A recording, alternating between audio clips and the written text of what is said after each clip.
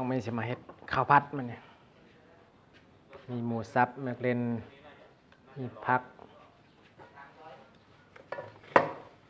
ไข่3 ลูกมันเนี่ย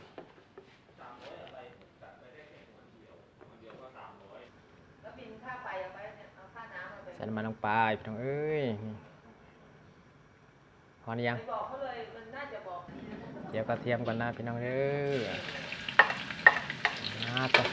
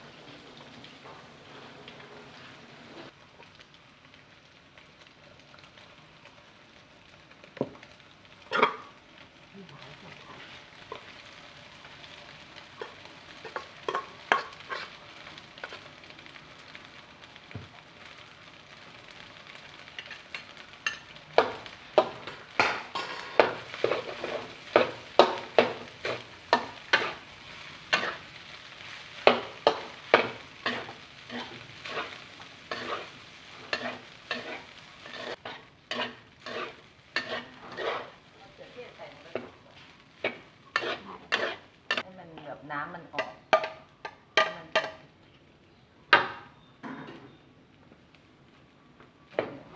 ใส่ไปตั้งแต่ที่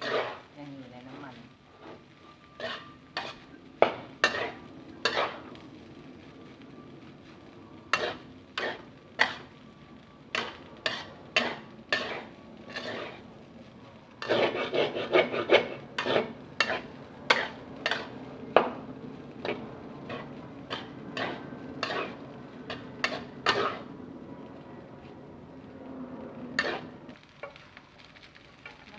ไปบนผักอะเลือกไปนะ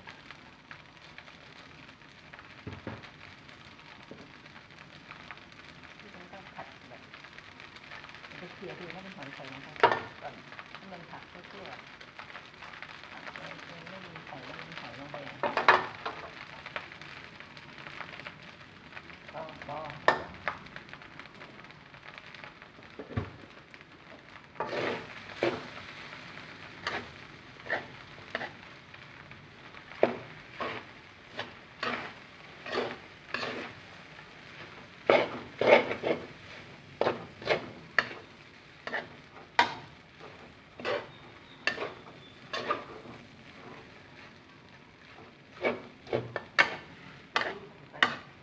เกลือใส่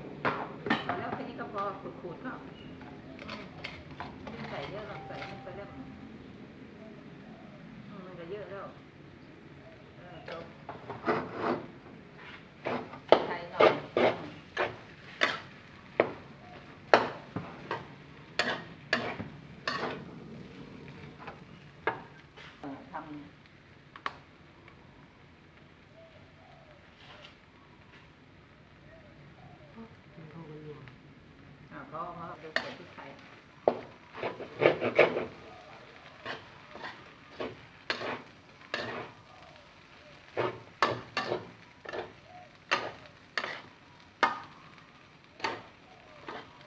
ชิมดูเผ็ดไหมไม่เค็มก็ใส่